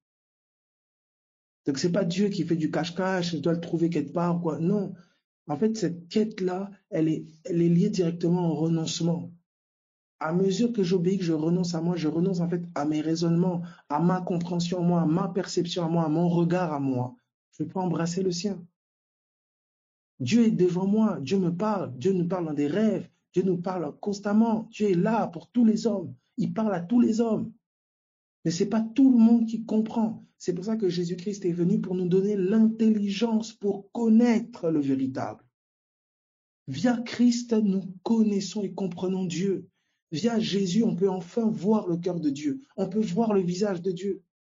C'est pour ça que j'exhorte chacun vraiment profondément. Et c'est fou de voir, regardez comme si le ciel nous a été caché. Mais qui travaille à aveugler notre intelligence? On l'a vu tout à l'heure, le Dieu de ce siècle. Les démons travaillent à t'empêcher de voir, à t'empêcher de comprendre. Ils voilent ton entendement. Ils vont te garder dans des entêtements inutiles. Ils vont te garder dans des raisonnements complètement sclérosés, des raisonnements des temps passés qui t'empêchent de saisir ce que Dieu a prévu pour toi aujourd'hui. C'est au nom de Jésus, ça c'est vraiment notre prière au nom de Jésus, que le voile tombe. Au nom de Jésus, que les yeux de notre cœur soient illuminés, que les forteresses qui nous empêchent de saisir, qui nous empêchent de voir, soient renversées par la puissance du Saint-Esprit. C'est pour ça que même une parole que nous ne comprenons pas encore, nous la parlons, nous la décrétons, jusqu'à ce que la révélation de celle-ci nous soit donnée, jusqu'à ce que l'illumination impacte mon entendement. Je parlerai la parole, j'annoncerai la parole. L'enfant ne commence pas à dire papa, maman. L'enfant ne parle pas, commence pas à parler par compréhension. Il commence à parler par imitation. Je répète, l'enfant ne commence pas à parler par compréhension. Il commence à parler par imitation. Et en imitant, il finit par comprendre ce qu'il imite. C'est pourquoi au nom de Jésus, je t'invite à parler la parole de Dieu. Je t'invite à aller, à regarder ce que Jésus a dit, parler ce que Jésus a dit, t'interroger sur ce que Jésus a dit. À mesure que ces paroles habitent tes lèvres, ils habiteront ton entendement. Ça descendra dans les entrailles de ton entendement. Mais tourne ton attention, commence à tourner ton attention vers les choses de Dieu, vers la parole de Dieu, vers la pensée du Seigneur. Je n'ai pas dit vers la religion, je n'ai pas dit vers le pasteur, vers les églisettes ou les synagogues ou tout ce que tu veux. Non, je parle des choses de l'esprit. Les choses de l'esprit, l'enseignement de notre Seigneur Jésus-Christ. Jésus-Christ n'a pas appris à aller chanter à la chorale. Jésus-Christ n'a pas appris à construire des cathédrales. Jésus ne nous a pas enseigné ces choses-là. Mais Jésus nous a enseigné les choses d'en haut. Il nous a enseigné la vie d'en haut. Paul, l'apôtre Paul, nous a enseigné le mystère de Christ, ses profondeurs. Jésus, quand il était dans la chair, il n'a pas pu enseigner certains mystères. Il a dit, vous ne pourriez pas les supporter. Mais quand je m'en irai, l'esprit de vérité va venir. C'est qu'il y a des choses qui nous donnent de pénétrer la vérité qu'après la croix, qu'après la résurrection de Jésus. On a le dévoilement des mystères au travers du ministère de l'apôtre Paul, ministère de l'apôtre Pierre. de nos aînés. On a la compréhension des mystères célestes, la compréhension des choses d'en haut, pour amener ces choses à s'incarner au travers de nous. Notre entendement est éclairé et il continue de s'éclairer et rentrer en profondeur dans ces choses que Dieu enseigne. Ton entendement doit évoluer, ta compréhension doit changer. Tu ne peux pas rester à vivre comme un animal, toujours dans l'amertume, toujours dans la rancune, toujours dans les critiques, toujours dans les jugements, toujours dans la dépendance de ce que les gens disent de toi, dans l'orgueil, dans la fierté, incapable de demander pardon, incapable de se sentir, je ne sais pas comment, parce que tu es vulnérable, ou parce que tu es faible, ou parce que tu es pauvre, ou parce que tu es dans le manque. Ce n'est pas ton statut social et humain qui doit définir ton entendement. Ton entendement doit être ancré dans les choses du ciel. Tous les déserts par lesquels tu passes, toutes les situations par lesquelles tu peux passer, le Saint-Esprit renouvelle ton entendement. Là où Satan veut te détruire, le Saint-Esprit renouvelle ton entendement. Il éclaire ton intelligence par la révélation de la parole. C'est pour ça que là où tes poches sont vides, que ton cœur soit rempli. Là où physiquement les choses sont comme chaotiques, que ton cœur soit bâti et construit. Parce que c'est la priorité de Dieu. C'est ce qui demeure en toi, qui demeurera éternellement. Tout ce que l'on mettra dans tes mains avec un entendement corrompu, tu finiras par le détruire.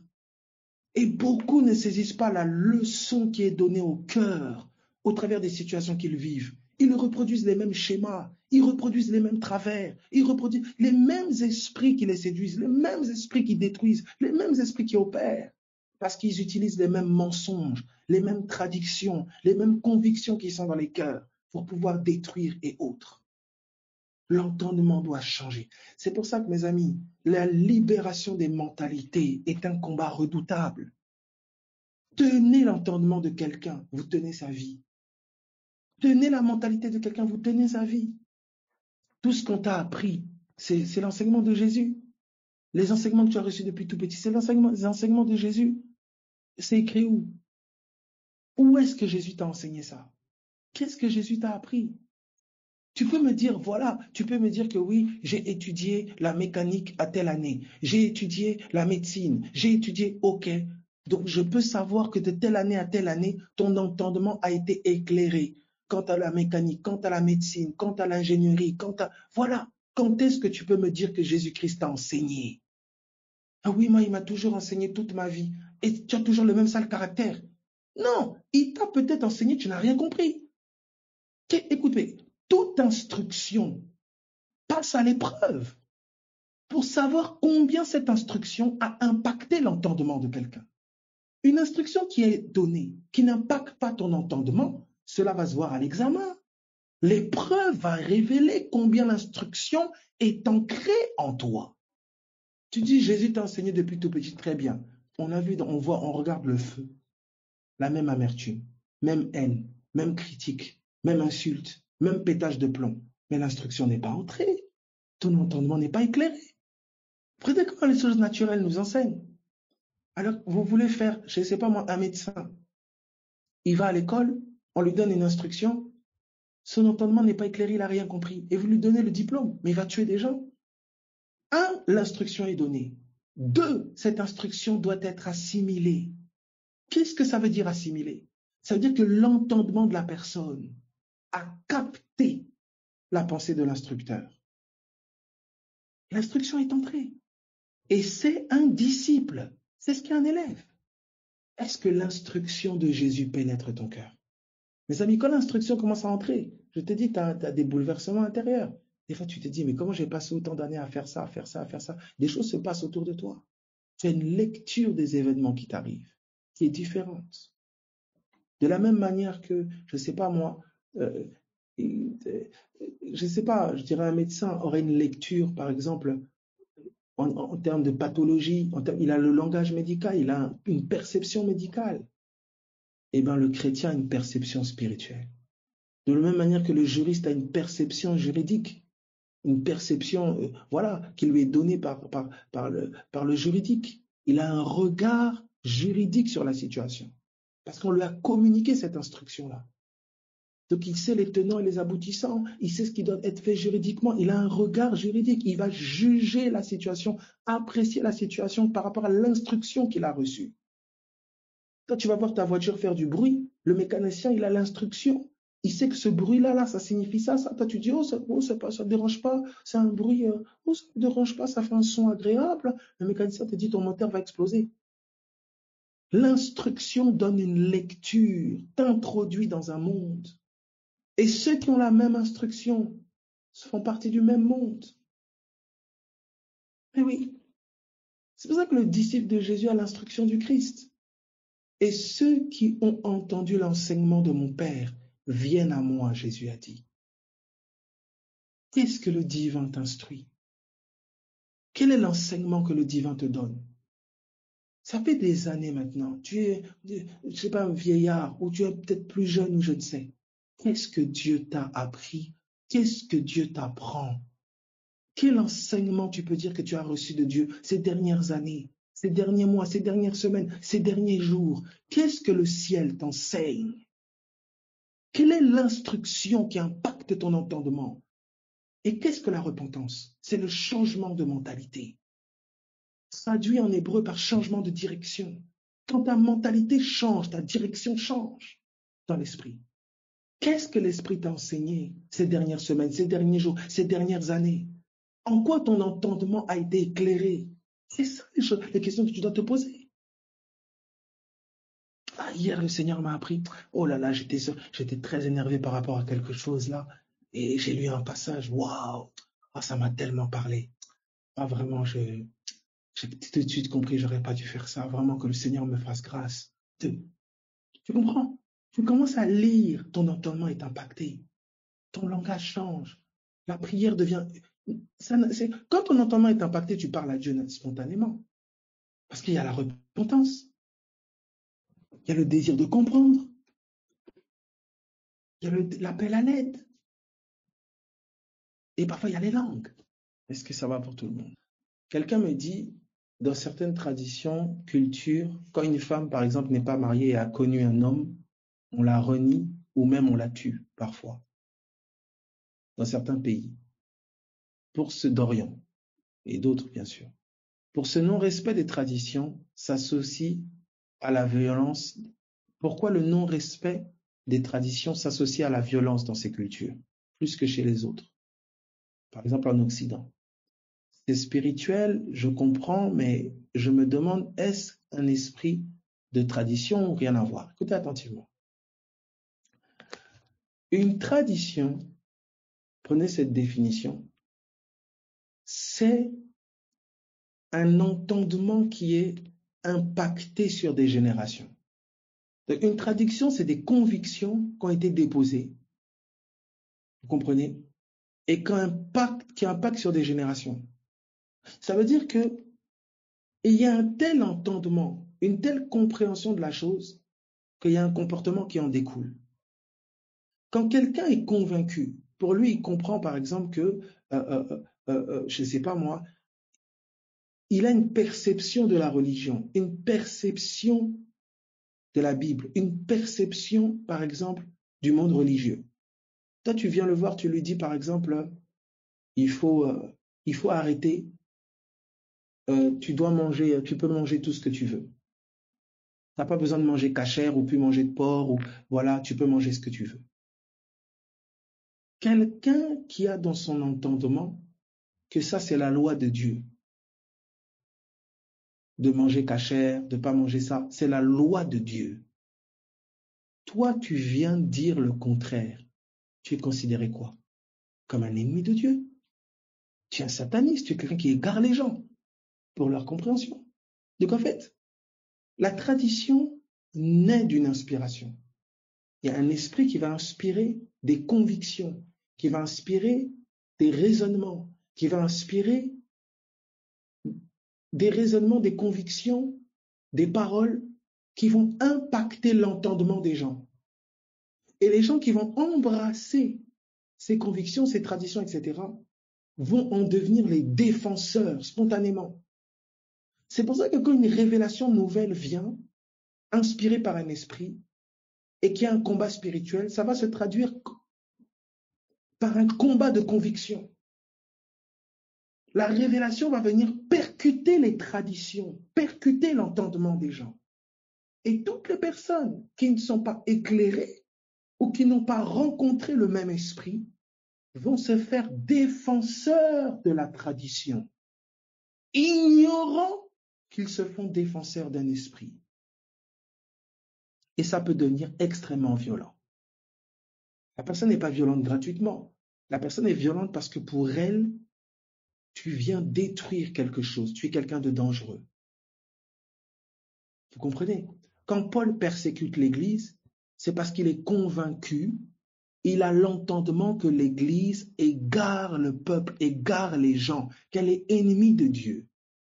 Vous comprenez? Et ce qui est merveilleux, c'est quoi? C'est qu'on vous dit que Jésus, qui est la lumière, est descendu dans les entrailles de la terre. Ça veut dire que Jésus est capable, il est descendu dans les entrailles de la terre où il y avait la mort et les ténèbres. Ça veut dire que la parole de Dieu peut descendre dans les entrailles de ton entendement pour éclairer là où il fait nuit d'ignorance. Quelle que soit la dimension d'ignorance, la parole de Dieu est capable de descendre dans les entrailles et les profondeurs de l'entendement pour éclairer ton cœur. Et c'est ça qui est puissant. C'est que la parole de Dieu est esprit et vie. Elle peut changer l'homme le plus radical. Elle peut changer l'homme le plus têtu et impacter son cœur par sa puissance de vie. Et enfin, tu peux dire, je vois. La lumière brille. Donc c'est cela. Les traditions, il y a généralement des esprits derrière qui assoient ces choses dans la mentalité des gens. C'est pour ça que quand quelque chose de nouveau vient, bousculer ces traditions, ce sont des esprits que vous bousculez. Voyez? Et quand vous bousculez ces esprits, qu'est-ce qu'ils font? Ils vont attiser la haine et la colère contre vous au travers des gens qui croient dans ces traditions-là, qui sont convaincus par ces traditions-là. Ce qui fait que vous devenez un ennemi. Voilà comment une différence d'entendement peut séparer deux frères, séparer des parents de leurs enfants, séparer deux amis. Mes amis, la puissance de l'homme intérieur, c'est quelque chose. Un esprit qui prend en otage ton cœur, il peut te retourner contre les personnes les plus chères que tu as. Il peut semer autour de toi la destruction par un aveuglement. Pardonne-leur, ils ne savent pas ce qu'ils font. Satan a amené ce peuple à crucifier leur sauveur. Un entendement non éclairé peut te faire persécuter ce que tu as recherché toute ta vie. Un entendement non éclairé peut te faire crucifier ton sauveur. La révélation, mes amis, c'est quelque chose. C'est pourquoi la parole dit que nous étions ennemis de Dieu. Par quoi? Par un entendement qui n'était pas éclairé. Nous étions ennemis de Dieu, il dit, par l'ignorance qui habitait en nous. Voyez, nous étions étrangers à la vie de Dieu, par l'ignorance qui habite en nous. Donc je peux dire au Seigneur, aide-moi. Mais quand l'aide vient, parce que mon entendement n'est pas éclairé, je peux cracher sur l'aide. Et ce qui est merveilleux avec Dieu, c'est qu'il a été patient. Il a supporté les crachats. Il a supporté les épines. Il a supporté les insultes. Parce qu'il dit, ils ne savent pas ce qu'ils font.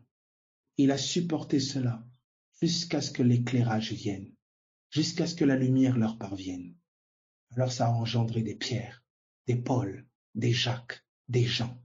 C'est cela. Paul dit, je ressens les douleurs de l'enfantement jusqu'à ce que Christ soit formé en vous. Tu endureras les coups des aveugles, les calomnies des aveugles, le mépris des aveugles. Tu seras vu comme menteur, comme quelqu'un qui égare, comme quelqu'un d'illuminé, comme quelqu'un d'à côté, par quelqu'un qui est aveugle.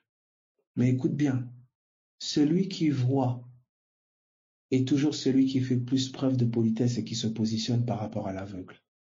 L'aveugle ne voit pas. Donc s'il est bousculé, c'est toi qui t'excuses. C'est toi qui prends la posture la plus adéquate pour lui faciliter le chemin, parce qu'il est aveugle. Toi qui sais, si tu sais vraiment, sois patient avec celui qui ne sait pas, jusqu'à ce qu'il parvienne à la connaissance. Et c'est notre combat. Nous prêchons, nous annonçons, nous prions, nous chantons avec ce but ultime, que les cœurs soient éclairés de la lumière de l'Évangile. Mes amis, des entendements transformés, c'est des vies changées, c'est une révolution, c'est un monde impacté, c'est des familles transformées. Et on croit à la puissance de la parole pour ça. Soyez fortifiés, soyez vraiment encouragés. Que le Seigneur vraiment fortifie chacun. Voilà, prie Dieu qu'il ouvre ton entendement quant à la délivrance, qu'il ouvre ton entendement quant à la guérison. Ce que tu diras par les morceaux de Jésus, je suis guéri. Tu as entendu l'écriture là. L'as-tu comprise? Seigneur, illumine mon entendement. Illumine mon intelligence quant à cette parole. Tu comprends? On peut te dire quelque chose, mais tu ne comprends pas ce qu'on te dit. Tu as entendu avec tes oreilles, c'est dit en français, mais tu ne comprends pas. Comprendre, c'est entrer. C'est pour ça que tous nous cherchons à saisir toujours plus, pour vivre aussi toujours plus. Car le connaître, c'est la vie éternelle. Si tes yeux sont en mauvais état, tout ton corps est dans les ténèbres. Car les yeux sont la lampe du corps. C'est l'enseignement de notre maître. Voilà.